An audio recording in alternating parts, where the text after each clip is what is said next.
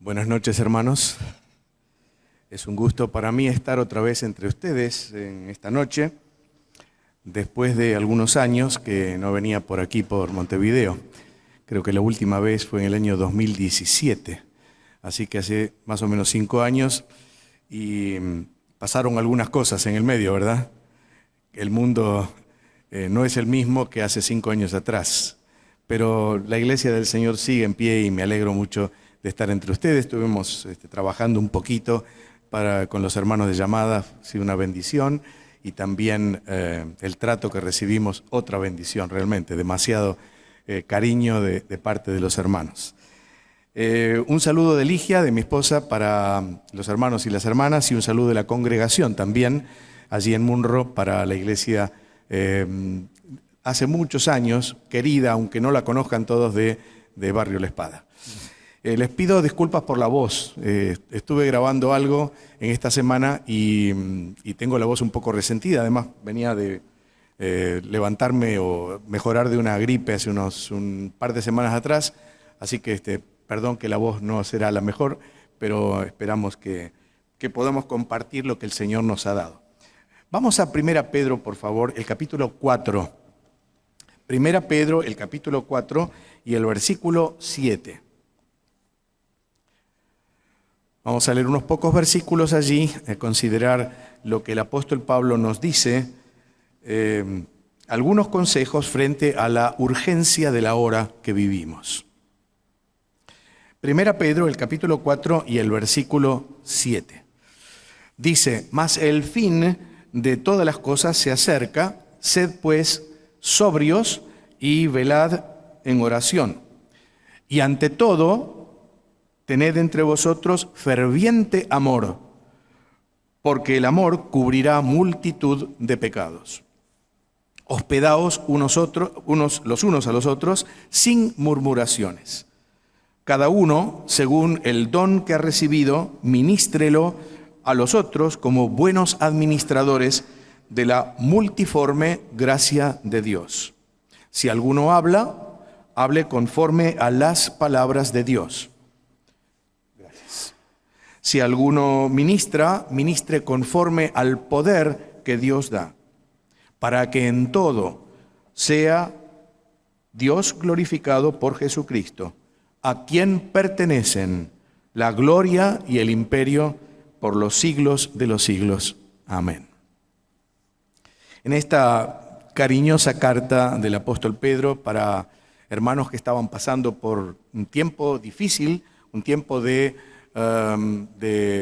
persecución, tiempo de necesidades extremas, el apóstol Pablo está hablando de lo que es la urgencia de la hora que se vive. Pedro está convencido, y así lo expone aquí, que el fin de todas las cosas se acerca. Si esto sucedió hace 20 siglos atrás, un poco más, imaginemos hoy cómo escribiría Pedro. Estaría pensando que la cosa ya está en marcha y ya está el Señor viniendo, ya estamos escuchando la trompeta, etc. Es decir, la condición de la iglesia del Señor siempre fue una condición de necesidad, pero al mismo tiempo una condición de esperanza en la pronta venida del Señor. Los creyentes del primer siglo, sin duda, tenían la certeza de que estaban viviendo el fin de la historia.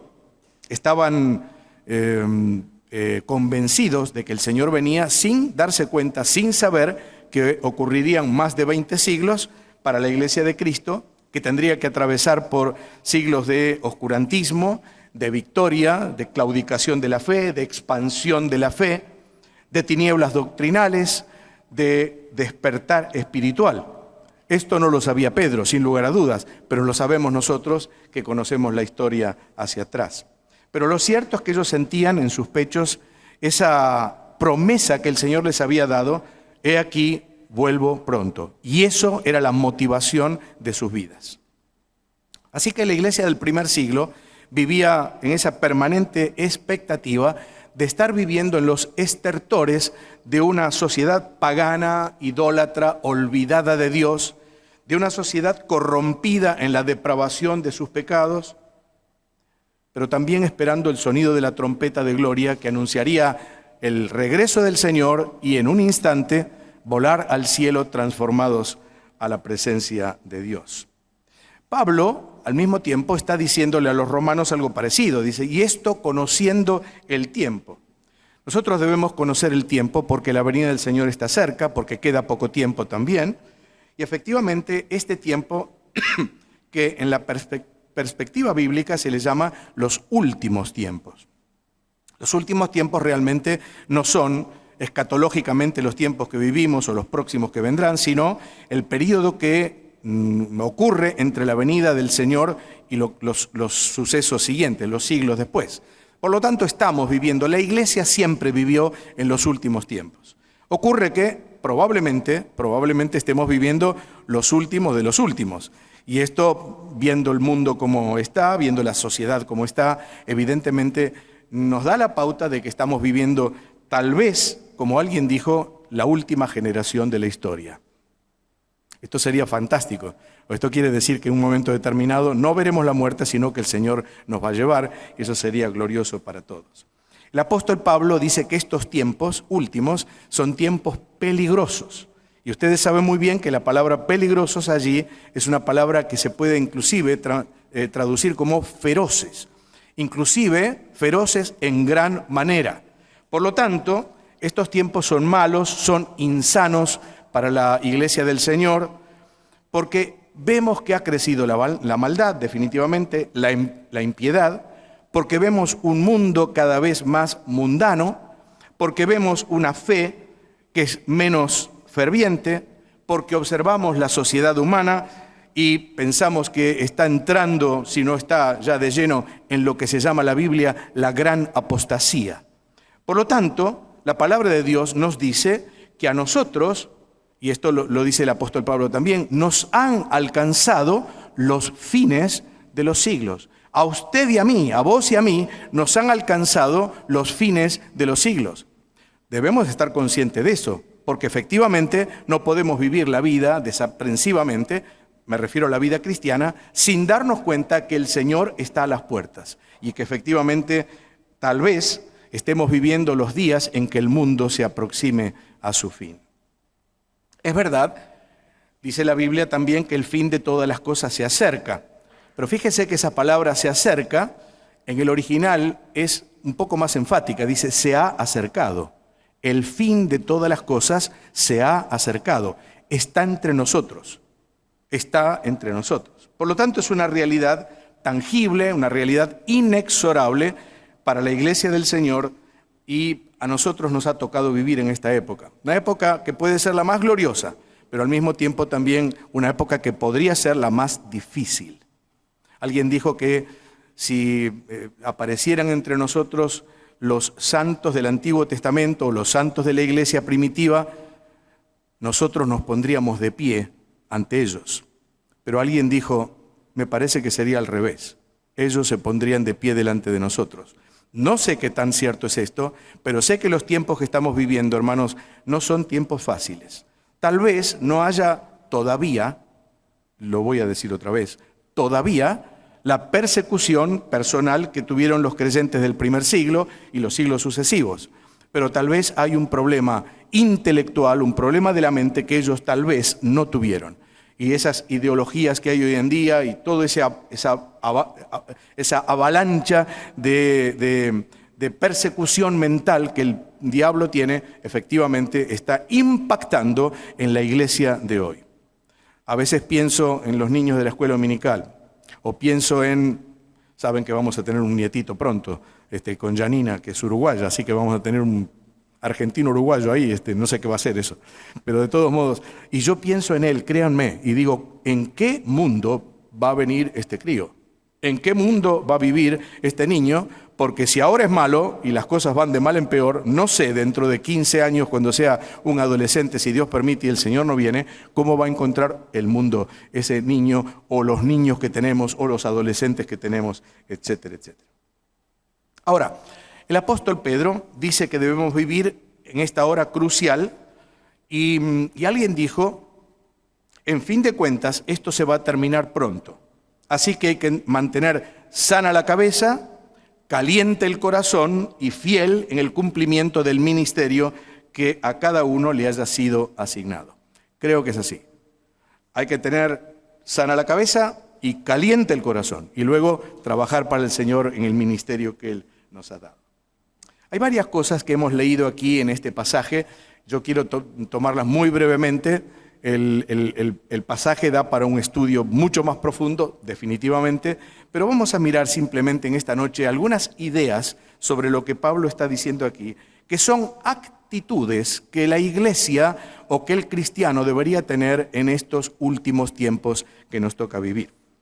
Y aquí el apóstol habla de la sobriedad de la mente, habla de la vigilancia en la oración, habla de un amor ferviente y habla de un ministerio o de un servicio fiel. Y vamos a mirar juntos a ver de qué se trata.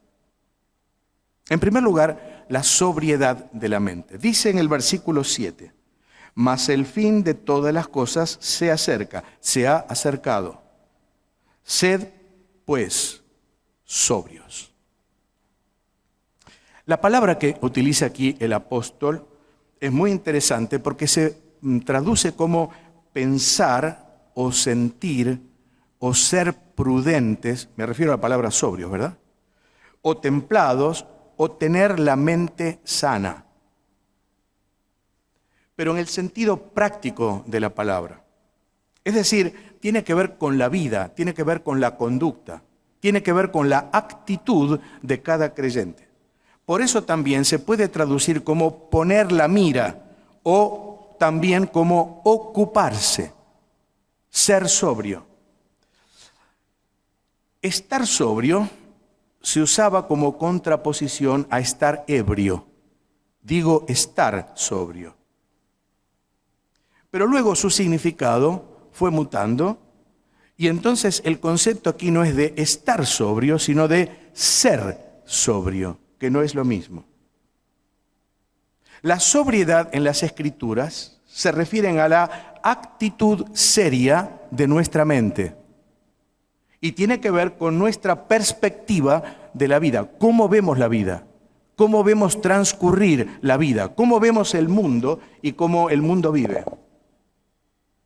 Un creyente sobrio observa las cosas en su correcta perspectiva, conforme a los principios que Dios presenta en su palabra. No vive frívolamente, no vive egoístamente ni irresponsablemente. El creyente sobrio, entonces, observa la vida desde una correcta perspectiva, la perspectiva de Dios. La vida nuestra, hermanos, no es una broma. Es un asunto serio, y me refiero particularmente a la vida cristiana. Es un asunto serio del cual Dios nos ha hecho responsables. Quien no sea sobrio, entonces, no tendrá una correcta perspectiva y entonces no verá al mundo como éticamente es el mundo. Vivirá despreocupadamente o livianamente, viendo pasar la vida. Y un creyente que ve pasar la vida es un creyente que no entiende lo que es vivir una vida con una mente sobria. ¿Cómo podemos ver la vida como Jesús la ve? Bueno, el apóstol en Filipenses nos da algunas pautas, por ejemplo, diciendo en el capítulo 2, versículo 5, haya pues en vosotros, ¿recuerda? Sentir que hubo también en Cristo Jesús. Sentir acá no es sentimiento, no es algo emocional. Sentir es una actitud, es una forma de ser. Haya en vosotros la misma forma de ser que hubo en Cristo Jesús. Entonces yo me tengo que preguntar, ¿cuál es mi forma de ver las cosas? ¿Cuál es mi actitud ante las alternativas de esta vida exigente de los últimos tiempos? Pablo dice en 1 Corintios, el capítulo 13, cuando yo era niño, pensaba como niño, hablaba como niño, juzgaba como niño. De niño nosotros teníamos naturalmente una mente infantil, mente de niño. Y los niños seguían básicamente por el me gusta o no me gusta. Nunca piensan en conviene o no conviene. Así son los críos, los chicos. Y entonces yo tengo que preguntarme qué clase de mente tengo si todavía estoy en el me gusta o no me gusta. O entiendo aquello que dice la Biblia de que todo me es lícito, mas todo no conviene. Todo me es lícito, pero yo no voy a dejarme dominar por ninguna pasión. La madurez, de acuerdo a la palabra de Dios, y esto lo podemos ver muy bien en la Epístola a los Hebreos, capítulo 5 y verso 14, es el poder discernir entre el bien y el mal. Pero esto surge de una mente acostumbrada justamente por el hábito, por la práctica, a discernir eso, si está bien o no está bien, si es la voluntad de Dios o no es la voluntad de Dios, si va con la Biblia o va contra la Biblia. Y eso entonces es empezar a tener justamente la mente sobria. Por eso la prudencia fue definida como el conocimiento de las cosas que deben procurarse y de aquellas que deben evitarse. O como también la sabiduría del hombre que nunca está perplejo ante una situación, que no sabe qué hacer. El hombre prudente sabe qué hacer, sabe cómo pensar. Es más, sabe cómo piensa Dios en una determinada circunstancia. Ninguna situación le toma desprevenido, ni tampoco le da temor, ni tampoco sabe qué hacer ante ella. Conoce al Señor, vive guiado por su palabra y por su voluntad y cumple lo que dice Colosenses capítulo 3 y versículo 2. Poned la mira en las cosas de arriba, no en las de la tierra. Y fíjese que la palabra o la expresión poner la mira se puede traducir mejor como orientar la mente. Nuestra mente siempre está orientada hacia algo, o hacia arriba o hacia abajo.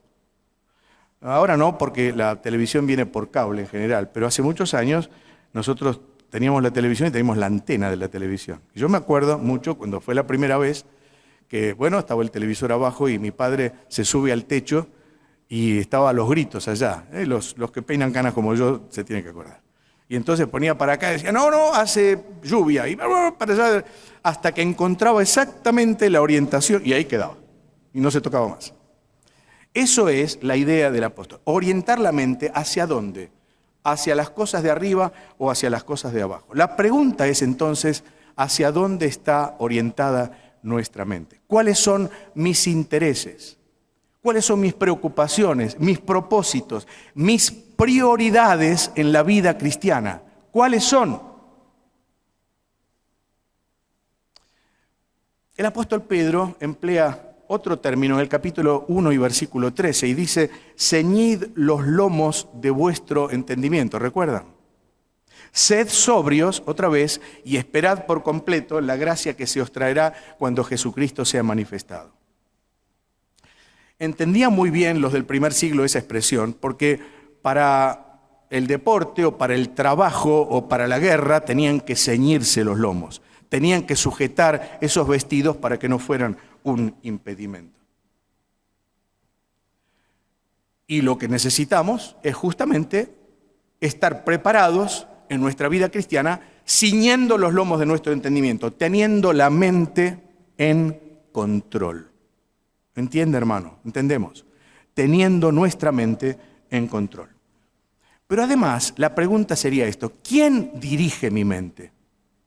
Porque para estar orientado hacia arriba o hacia abajo, hay alguien que está dirigiendo mi mente. Leo en el Salmo 32, versículo 8 y 9. Dice allí, te haré entender y te enseñaré el camino en que debes andar. Sobre ti fijaré mis ojos. Es decir, te daré consejos y velaré por ti, dice el Señor. Y agrega, no sean como el caballo o el mulo sin entendimiento, sin tener la mente en control, que han de ser sujetados con rienda y con freno.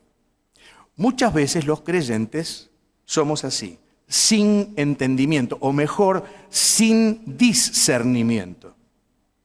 A veces somos como el mulo que se empaca. A veces somos como el caballo que hay que tirar de las riendas porque si no se va. Y Dios es quien quiere tener las riendas y el freno de nuestra vida en sus manos.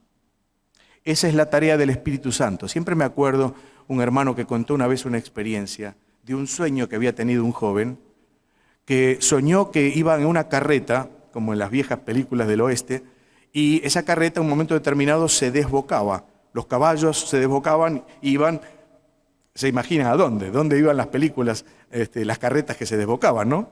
Iban al precipicio. Y en un momento determinado aquel joven vio en su sueño como dos manos muy fuertes tomaban las riendas y tiraban de las riendas hasta sujetar a los caballos. A veces nuestra mente es como una carreta que se desboca. No tenemos control, no sabemos qué hacer. No tenemos un filtro. Hermanos, siempre digo esto.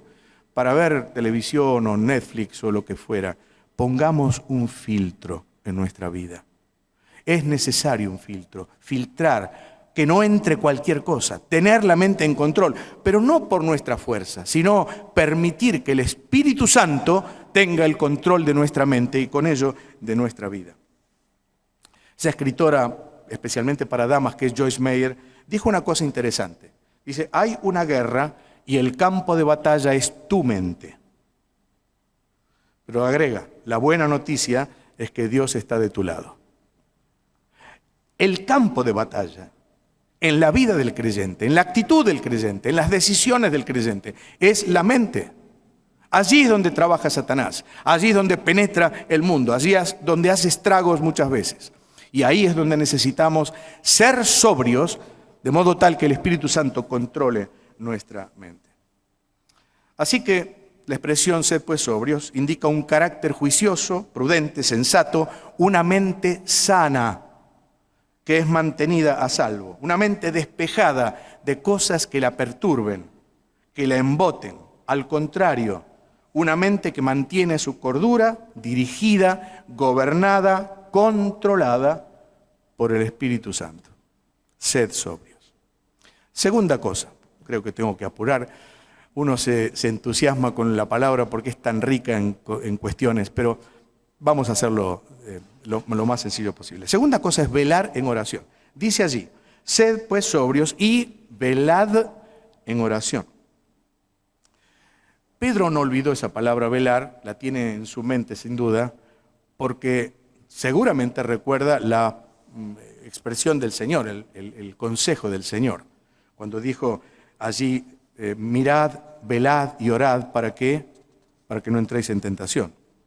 Pedro justamente estaba en ese problema que lamentablemente luego cayó. Pues el Señor dijo, mirad, velad, para que no entréis en tentación, y agrega, y a lo que vosotros digo, a todos digo, de modo tal que esa recomendación también es para nosotros. Surca los siglos, llega hasta hoy, y uno puede escuchar la voz del Maestro, la voz del Señor. Mirad, velad, orad, para que no entréis en tentación. Pentecost dice, algunos cristianos viven la vida cristiana como si fuera un picnic de la escuela dominical,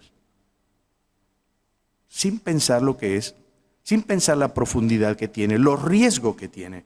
Querido hermano, usted es del Señor, tenemos la bendición de ser del Señor. Sabe, está viviendo una vida sobrehumana y se necesita un poder sobrehumano para vivirla conforme a la voluntad de Dios. No la puedo vivir en mi fuerza, ni en mi inteligencia, ni en mi capacidad. Yo no puedo decir, bueno, esto lo voy a hacer porque yo soy capaz de hacerlo. Tengo muchos años de creyente, tengo recursos, tengo la alacena llena de alimento espiritual. Por lo tanto, a esto no me va a afectar. Cuidado con esto. Porque efectivamente hay alguien que es muy poderoso, aunque tenemos a alguien que es más poderoso que ese que es poderoso. ¿Cómo debemos velar entonces? Debemos velar en actitud de oración. Indudablemente la oración tiene tal énfasis en la palabra que no dudamos en decir que es un elemento esencial para la vida cristiana. Y usted y yo lo sabemos muy bien, sin duda. No existe una vida cristiana normal sin esta vía de contacto con Dios que permite al alma no solo monologar con Dios, sino también establecer un diálogo con el Señor. Pero a pesar de ser algo tan vital como la oración, y qué lindo que podamos venir a la oración comunitaria, qué bien que nos hace orar esa oración intercesora, ¿verdad? Es un deleite para el alma, es un descanso para el corazón. Pero estoy hablando también del ejercicio personal, el ejercicio de la vida cristiana, la oración personal de cada uno, que no está suplida porque venga el jueves a la reunión de oración, ¿verdad? Es un elemento que necesito tener todos los días. Digo que no existe una vida normal sin la oración, pero además digo también que es una de las prácticas más descuidadas en la vida de la congregación. Poco se ora, poco se enseña sobre la oración, poco se lee sobre la oración, poco se conoce sobre sus requisitos y su poder, y tal vez eso mismo explica la situación general de la cristiandad. Eximo, por supuesto, a la iglesia aquí, pero estamos hablando en general de lo que son las iglesias. Iglesias que tienen falta de crecimiento genuino, o carnalidad manifiesta, o falta de visión, o falta de santidad, o falta de poder. ¿Qué es lo que pasa? ¿Qué es lo que falta? La oración. Conocí un hermano que está con el señor, don Aníbal Palazzo, un hombre de oración. Y me decía una vez, mira Eduardo, cuando la iglesia crece es porque la iglesia está orando. Y cuando la iglesia no ora, yo lo veo, la iglesia no crece. Y efectivamente, si la iglesia entendiera, si en nuestros hogares entendiéramos la importancia de la oración, estaríamos orando y estaríamos pidiendo al Señor que nos ayude a entender ese gran secreto de los hombres y mujeres que tejieron la historia de la iglesia. Hombres como Lutero, como Wesley, como Taylor, como Edwards, como Moody y tantos otros, que podríamos hacer una lista inmensa, fueron hombres de oración. ¿Cuánto tiempo estamos dedicando? Y no estoy diciendo, bueno, si son 10 minutos, 15 minutos, media hora, una hora. No estoy hablando de eso. Estoy preguntándome y preguntándole en esta noche si estamos dedicando un tiempo para la oración. Si estamos dándole prioridad a la oración. Si cada día es el lugar de la confesión de nuestros pecados. Voy a decirlo otra vez, cada día. No es el sábado de la noche porque vengo a la cena del Señor, obviamente. Es cada día. Si cada día estoy ante la presencia de Dios para interceder por otros, para orar por la iglesia del Señor, para recordar a cada hermano las necesidades de salud o las necesidades de que vuelvan al Señor o las almas inconversas que no se salvan o tantos motivos que tenemos para orar. Tal vez una lista nos ayude, ¿cierto? Un cuaderno de oración nos ayude. O tal vez una réplica de los hermanos de la iglesia nos ayude para poder tenerlos presentes y entonces poder orar por ellos. Como quiera que sea, la Escritura nos dice, y Pablo lo repite en Efesios 6, orando en todo tiempo. Mire las veces que aparece todo. Orando en todo tiempo, con toda oración y súplica en el Espíritu, y velando en ello, ahí está, con toda perseverancia y súplica por todos los santos y por mí, a fin de que al abrir de mi boca me sea dada palabra para conocer o para dar a conocer el misterio del Evangelio.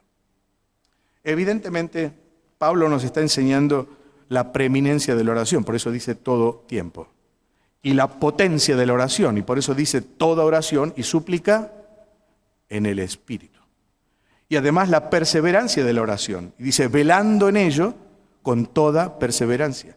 Y finalmente la proyección de la oración, porque dice por todos los santos y por mí.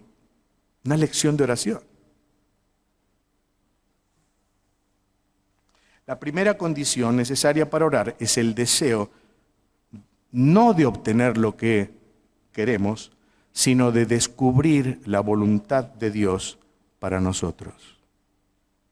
Es posible que nuestra oración no cambie el propósito de Dios de acuerdo a nuestro ruego. Pero sí es seguro que la oración nos va a cambiar a nosotros en la perspectiva de la vida ante estos días difíciles que vivimos. Tercera cosa, ferviente amor. El amor al cual se refiere Pedro en los versículos 8 y 9 dice, ante todo tened entre vosotros ferviente amor, porque el amor cubrirá multitud de pecados. Y agrega, hospedaos los unos a los otros sin murmuraciones. Este amor que está hablando aquí Pedro, que conocemos bien, es el famoso agape de la Biblia, definitivamente no podía ser otro. Es un amor sin medida, un amor desinteresado, que se entrega, que ama aunque no sea amado. Es el amor a pesar de. No nos extraña que Pedro otra vez ponga este consejo, porque Pedro también debía recordar esa entrevista que tuvo con el Señor junto al lago de Galilea, aquella mañana preciosa, que después de desayunar el Señor le dijo 3 veces, Simón, hijo de Jonás, ¿me amas? Sí, Señor, usted sabe cómo se traduce, sí, Señor, tú sabes que te quiero. Simón, hijo de Jonás, ¿me amas? Sí, Señor, tú sabes que te quiero. Y entonces el Señor, sabiendo que Pedro no podía llegar a la altura del amor que el Señor exigía de él, le dice, Simón, hijo de Jonás, ¿me quieres? Sí, Señor, tú sabes que te quiero. Es el amor que el Señor está esperando de nosotros. Es el amor que el Señor está esperando de cada creyente, y por eso dice, ante todo o sobre todas las cosas, como si fuera un mandamiento supremo, como si fuera una actitud suprema. Es el tener amor unos por otros como creyentes en el mismo Señor. Fíjese que acá dice tener ferviente amor. Es un amor intenso, es un amor constante. El término se traduce en el capítulo 1, versículo 22, como entrañablemente. Otros dicen también profundamente. Pero acá habla de un amor ferviente, es decir, hirviente. Cuando ustedes acá toman mucho mate, ¿verdad? No sé si es como en Argentina, pero en Argentina, si usted hace hervir el agua del mate, no sirve el mate. ¿Es así acá? ¿Es igual? No, acá toman con agua hervida. Hombre, bueno, toman entonces mate ferviente. Bueno, en Argentina usted no puede hacer hervir el agua del mate. Para el café, para el té, todo bien, pero el mate tiene que ser mire lo que el otro día me dijeron, a 92 grados. Ni 3, ni 1, ni 5. 92 grados. Bueno, no es el agua para el mate este amor, es el agua hirviente, ferviente. Hay otros que lo traducen como si fuera un caballo a todo galope, es decir, que no da más. Y ese es el amor que está pidiendo aquí Pedro, porque además de eso, está diciendo acá, ante todo, tened entre vosotros. Y luego dice, hospedaos. Por lo tanto, no son ruegos. En realidad, aunque sea dado con un tono de exhortación, son casi diríamos imperativos. ¿Y por qué es así?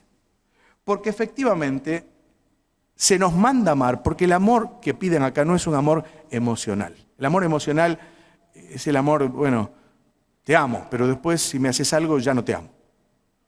No, acá está hablando de un amor permanente, constante, hirviente, no un arrebato de amor, sino un amor que, aunque no surja naturalmente de nosotros, porque a veces no surge, efectivamente, tiene que ser el amor que tengamos unos por otros. Amamos comúnmente a los que nos aman, amamos a los que nos caen simpáticos, pero acá no se trata de eso, acá se trata de amarnos los unos a los otros. Y entonces es un amor consciente que implica, hermanos queridos, una decisión. Yo decido amar a todos mis hermanos. ¿Todos? Sí, todos. Aquel también. Y aquella que me hizo y que también. Cuesta amar. ¿Por qué? Porque somos todos diferentes. Cuesta amar porque no todos somos tan buenos como pensamos. Cuesta amar porque nos ofendemos todos muchas veces. Eso lo dice la Biblia. Por lo tanto, la decisión de amarnos es una decisión que hay que tomarla delante del Señor. Señor, aunque me cuesta amar a este hermano o esta hermana, decido amarla delante de ti. Y entonces la amo. Y la amo con un amor que no necesariamente es el amor de la palmadita o el amor. A veces decimos, hermano, vienen y nos cuentan algo, voy a orar por usted, hermano, listo. Y ya nos olvidamos del asunto. Y por ahí oramos, por ahí no oramos, ¿sí? No estoy diciendo esto. El amor que está diciendo aquí el apóstol es un amor que efectivamente atiende las necesidades del hermano. Es un amor que evidentemente va más allá de las palabras. Se traduce en los hechos. Mira lo que dice Pablo en 2 Corintios 12. Y yo con el mayor placer gastaré lo mío y aún yo mismo me gastaré del todo por amor de vosotros, aunque amándoos más, sea amado menos. Me parece que es la definición del amor de unos para otros más extraordinaria que tiene la Biblia. Yo voy a gastar lo que tengo, dice Pablo, y me voy a gastar yo también. ¿Qué significa eso? Que cuando un hermano necesita el consejo, la palabra, la ayuda económica, es que tenemos que estar allí, es que tenemos que manifestar ese amor. Es que evidentemente si nos quedamos en casa, bueno, que se arregle, voy a orar por él, ya, muy bien, ora por él, pero algo más.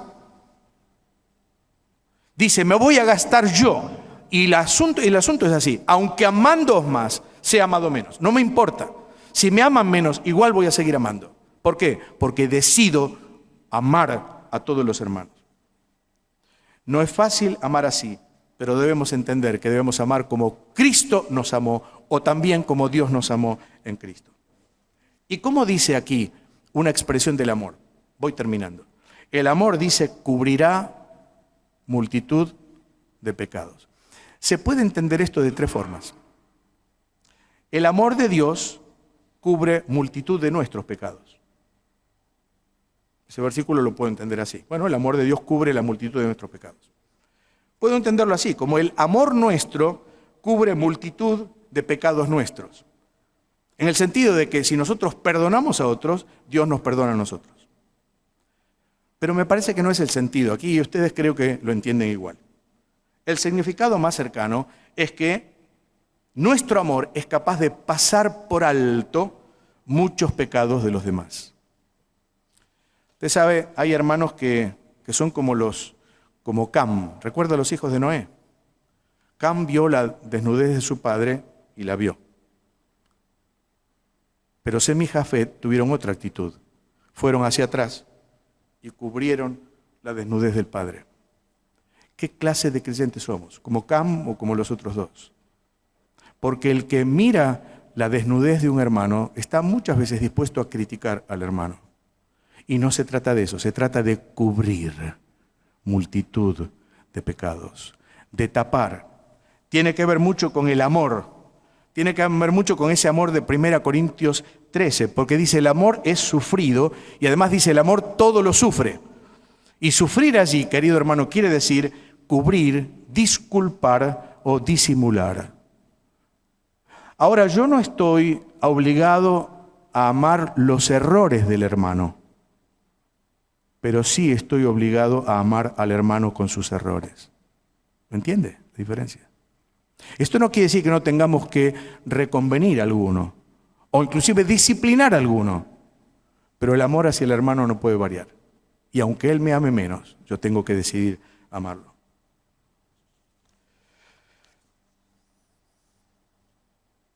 ¿Cómo se manifiesta este amor? Bueno, el versículo 9 lo dice y yo lo he comprobado esta semana y cada vez que vengo a Montevideo lo compruebo. Hospedaos los unos a los otros sin murmuraciones. Además de sin murmuraciones, con mucha bendición y con mucho cariño. De verdad lo digo. Y gracias por eso. Pero entonces el hospedaje, muchas veces, el recibir a los demás, es una manifestación del amor. Finalmente el apóstol, y esto no lo voy a explicar en esta noche, habla del ministerio fiel y habla de las dos clases de ministerio de la iglesia. Dice acá, si alguno habla, hable conforme a las palabras de Dios. Si alguno ministra, es decir, sirve, son los dos grandes dones. Hablar, hay varios dones, y servir, hay otros varios dones también. Pero son las dos categorías de servicio. ¿Y cómo hay que hacerlo? Bueno, hay que hacerlo como dice acá. Dice, si alguno habla, hable conforme a las palabras de Dios. Hermano, cuando usted enseñe, enseñe conforme, mire lo que le voy a decir, no a la palabra de Dios, sino a las palabras de Dios. La Biblia hay que estudiarla palabra por palabra y hay que enseñarla palabra por palabra.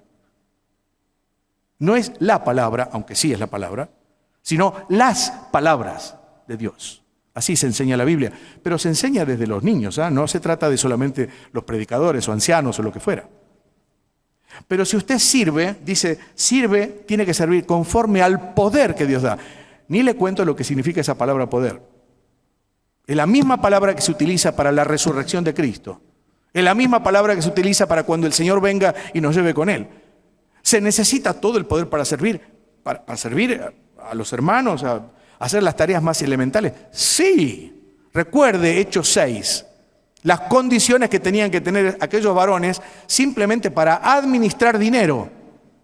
Entre otras cosas, tenían que tener llenura del Espíritu Santo. Mire si en la iglesia dijéramos, bueno, hace falta un trabajo en la iglesia, vamos a cualquiera de ellos. Pero si usted no está lleno del Espíritu Santo, usted no lo puede hacer.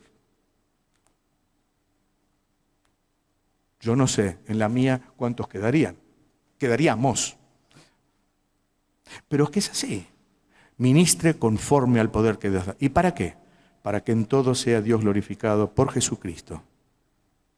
Y esta doxología la podemos decir con reverencia, gratitud y cerrando nuestro pensamiento de esta noche.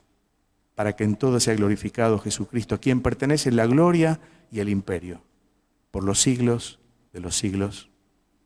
Amén. Que Dios le bendiga y nos bendiga. Amén.